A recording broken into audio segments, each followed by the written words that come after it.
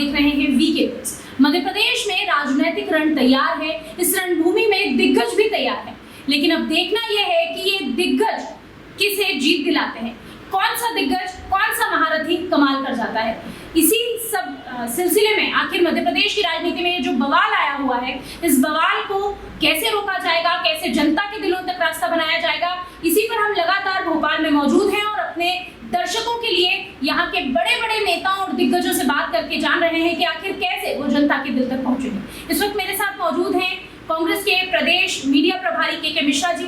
अब हम इनसे बात करेंगे और समझेंगे कि कांग्रेस की रणनीति क्या है, क्योंकि इस बार कांग्रेस काफी सधी हुई नजर आ रही है, काफी सिविलाइज्ड नजर आ रही है और ऐसा लग रहा है बहुत लंबे समय से कांग्रेस की प्लानिंग थी और उस प्लानिंग पर चल रही, लेकिन अचानक जैसे ही टिकट के नामों की घोषणा हुई वैसे ही बवाल मच गया। देखिए, 18 वर्षों से कांग्रेस पार्टी एक विचारधारा विशेष के अनाचार, अत्याचार, भ्रष्टाचार से जूझ रही है। उस लिहाज से लाजमी है कि प्रदेश की जनता की आवाज बने। प्रचारवादी उन चेहरों को जो जनता के द्वारा अर्जित धन को बेतहाशा अपनी आकांक्षाएं पूरी करने के लिए खर्च किए जा रहे हैं, उन पर लगाम लगाने के लिए हम लोग संघर्ष करते हुए आगे बढ़े और वो मौका लोकतंत्र में इस इलेक्शन के माध्यम से हमें मिला है। तो हमारी भरपूर कोशिश है कि हम उस सरकार को, जो जन विरोधी सरकार कहा जाएगा, जिसे उसे परास्त करें और हमारी लोकोपयोगी सरकार को स्थापित करें।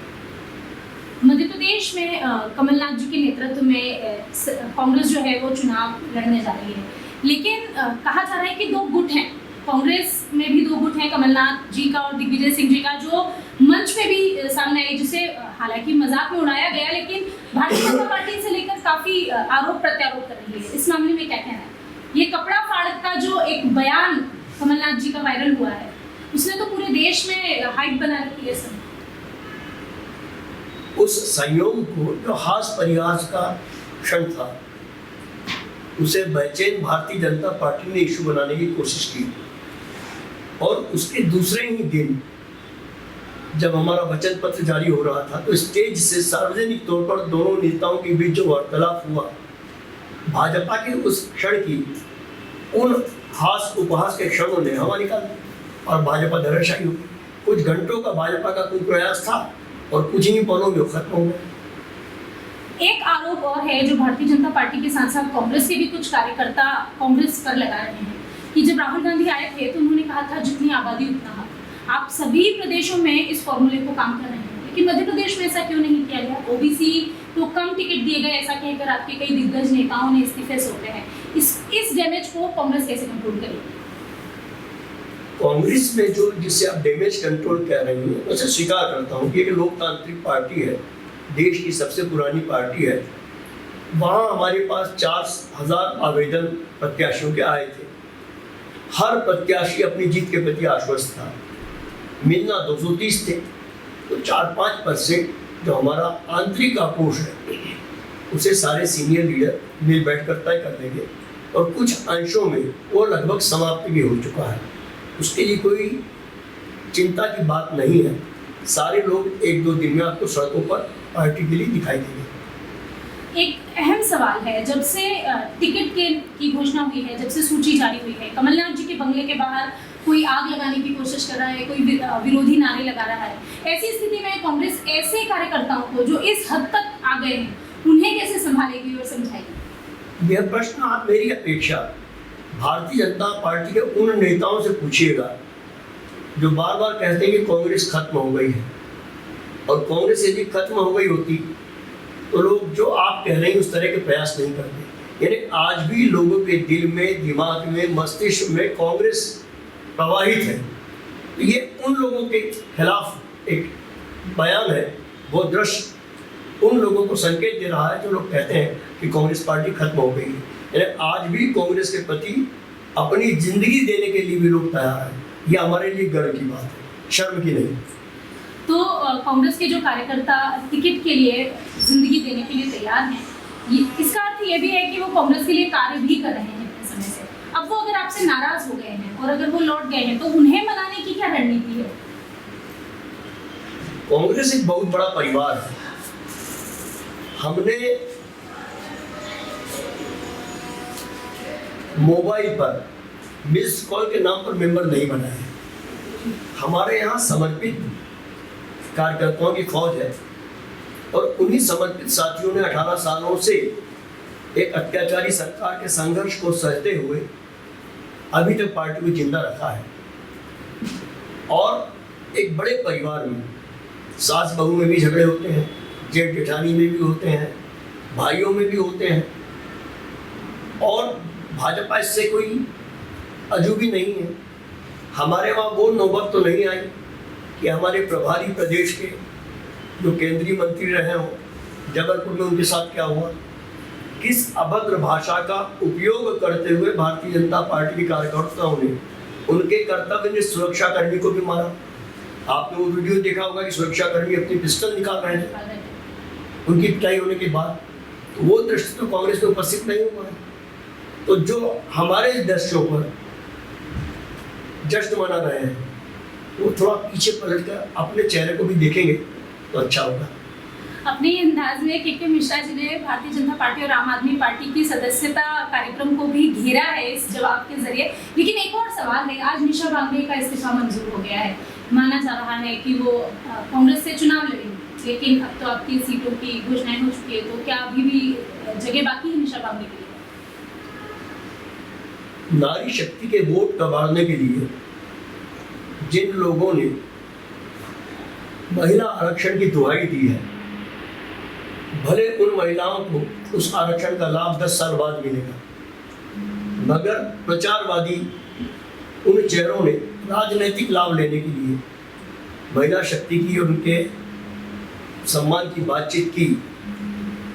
उन्हीं पार्टी की सरकार ने एक दलित महिला जो प्रशासनिक सेवा से इतर जन सेवा के लिए अपने भविष्य का मार्ग प्रशस्त करना चाहती थी, जिस उम्र की निशा जी है, मैंने तुम्हें तस्वीरों में भी देखा है, उनके समक्ष एक लंबा प्रशासनिक जीवन था।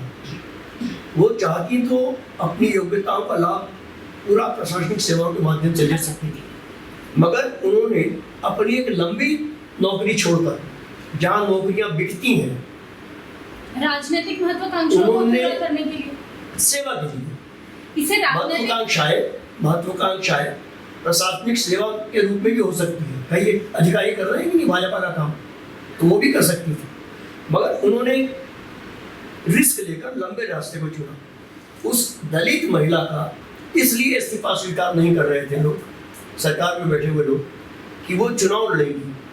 भ्रष्टाचारी उन लोगों को भाजपा को टिकट देने में कोई गुरेज नहीं था, उन्हें एक किस्त में सबको, जिन पर प्रामाणिक भ्रष्टाचार के आरोप है, जिन्होंने 18 सालों तक लोकतंत्र के मंदिर को यानी विधानसभा को, सरकार को भ्रष्ट साबित कर दिया, उन लोगों को चेहरे को टिकट देने में भाजपा को गुरेज नहीं था। और निशा बांगड़े जी का इस्तीफा स्वीकार नहीं कर रही थी। लेकिन आज ऐतिहासिक दिन है, भी लगा रही है, आज ऐतिहासिक दिन है, सत्य पर विजय का दिन है। सरकार की नियत साफ होती तो सरकार मां नव दुर्गा के पवित्र दिनों में इस इस्तीफे को स्वीकार कर नारी शक्ति का सम्मान करती, मगर अंतर्गतवा राजनीतिक अहंकार आज हारा है, जो राजनीतिक रावण रूपी है, और उस बिटिया को सत्य की विजय के दर्शन हुए हैं। इसके लिए मैं सुप्रीम कोर्ट और हाई कोर्ट के दबाव को श्रेय देता हूँ, किसी सरकार को नहीं। कोर्ट ने इस्तीफा मंजूर किया है निशा बांगड़े का। एक अंतिम सवाल मैं आपसे पूछना चाहूंगी कि अगर कांग्रेस मध्य प्रदेश में आती है, सत्ता पर काबिज होती है, 101 वचन दिए हैं कमलनाथ जी, कैसे निभाएंगे 101 वचन? मैं आपके शब्दों में थोड़ा संशोधन करना चाहूंगा। आती है तो नहीं, कौमा किंतु क्यों परंतु नहीं है। हमारी सरकार स्पष्ट बहुमत के आधार पर आ रही है। माननीय कमलनाथ जी हमारे यशस्वी मुख्यमंत्री होंगे। पिछले वर्षों में कुछ गद्दारों की वजह से हमारी लोकतांत्रिक ढंग से निर्वाचित सरकार खरीद ली गई थी। अब हम स्पष्ट बहुमत के साथ आ रहे हैं, और कमलनाथ जी ने जो पिछले वायदे किए थे वो भी 100 दिनों में उन्होंने 100 वायदे पूरे किए। अब हमारी सरकार 5 साल के लिए आ रही है, और इन 5 सालों के बाद भारतीय जनता पार्टी का इस प्रदेश में नाम लेने वाला नहीं पूछेगा। विकास की धारा कमलनाथ जी आएंगे क्योंकि उन्हें पैसा नहीं खाना है। जो लोग हम पर आरोप लगाते थे कि सचिवालय भ्रष्टाचार का अड्डा बना है, उसी सचिवालय में मंत्रियों के ओएसडी को रिश्वत लेते हुए पटला जी ने इन्हीं की सरकार ने बर्खास्त किया है। तो सचिवालय भ्रष्टाचार का अड्डा शिवराज सिंह जी की सरकार में था, ना कि कमलनाथ जी की सरकार में। शिवराज सिंह चौहान के चेहरे पर बीजेपी चुनाव भी नहीं लड़ रही है, इस पर क्या विचार है?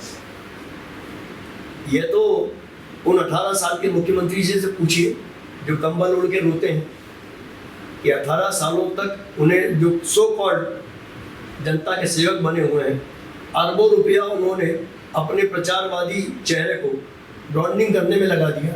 उसके बाद उनके ही प्रधानमंत्री भाजपा की सभाओं में उनका नाम लेने में भी अपमान समझते हैं।